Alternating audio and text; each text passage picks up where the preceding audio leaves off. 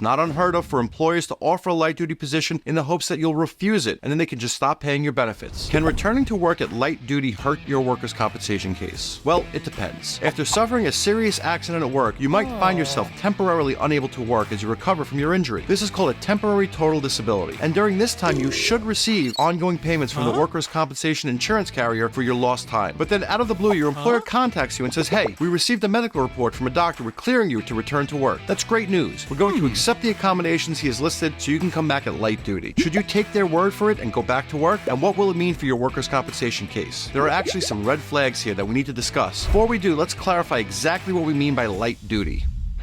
When most people think of light duty, they imagine work that's less physically demanding than their original job. Some common examples include things like doing paperwork, taking inventory, cleaning the office, or answering the telephone. But in the world of workers' compensation, light duty has nothing to do with the physical demands of the job. It's simply when you are unable to earn your normal salary because of your injury. So, for instance, if you have 2 broken arms and 2 broken legs and a broken spine, and you look like one of those guys from the movies with a full body cast, and your boss gives you a headset to answer the phone by pushing a button with your tongue, and you're getting paid the same amount that you were earning before the accident, then you are not working at light duty. In the eyes of workers' compensation, once you are back to work and making the same amount of money as before, you are no longer considered light duty and are therefore no longer eligible for lost wage benefits. You will still continue to receive medical benefits and qualify for permanent disability benefits, but once you're making as much money as before, you're considered to be working at full duty. However, if you go back to work for a less physically demanding job and are getting paid less money than before, then you are considered to be working at light duty and are therefore still eligible for reduced lost wage benefits. This is called a reduced earnings claim, and it allows you to get 2/3 of the difference between your pre-accident average weekly wage and your current average weekly wage. This is subject to the statutory maximums. So, for example, if you were a construction worker who was making an average weekly wage of $1,000 before you got hurt, and then you take a light-duty position that pays an average weekly wage of $600, you subtract your reduced earnings of $600 from your original average weekly wage of $1,000 to get $400. You then multiply $400 by 2/3 to get $267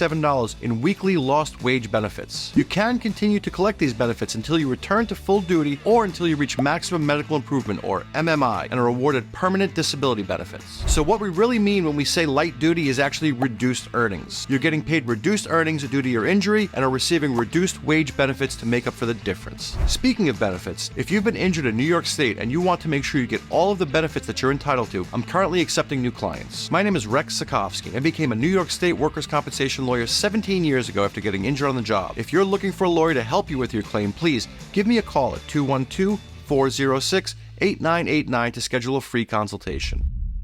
So, what are the chances that you'll be offered light-duty work? It happens on a fairly common basis, but I wouldn't say that it's the majority of workers' compensation cases here in New York. Most employers, especially those with more strenuous jobs such as nurses, construction workers, and delivery drivers, require their employees to be at full duty before returning to work. Some employers see it as a liability if you return to work while you're still injured. It's also not uncommon for your employer to fill your job while you're away, in which case they're unlikely to offer you light duty. Unfortunately, the law does not require your employer to hold your job, so more often than not, they'll fill your position while you're away. If you do get offered light duty, check with your own treating doctor to find out what your physical restrictions are before accepting it. Examples of common physical restrictions include no squatting or kneeling, no lifting more than a certain weight like 5, 10, or 20 pounds, no prolonged sitting, standing, or walking, no work that requires both hands or lifting above shoulder level, and no work that requires more than 4 or 6 hours per day. If your employer tries to get you to do a job that would violate your particular restrictions, you can refuse light duty and continue receiving lost wage benefits. On the other hand, if your employer offers you light duty work that does accommodate the restrictions offered by your doctor and you refuse it, then they can request a hearing and have a judge suspend your workers' compensation benefits. Not unheard of for employers to offer a light duty position in the hopes that you'll refuse it and then they can just stop paying your benefits. So do your best to accept any legitimate offer that accommodates your restrictions.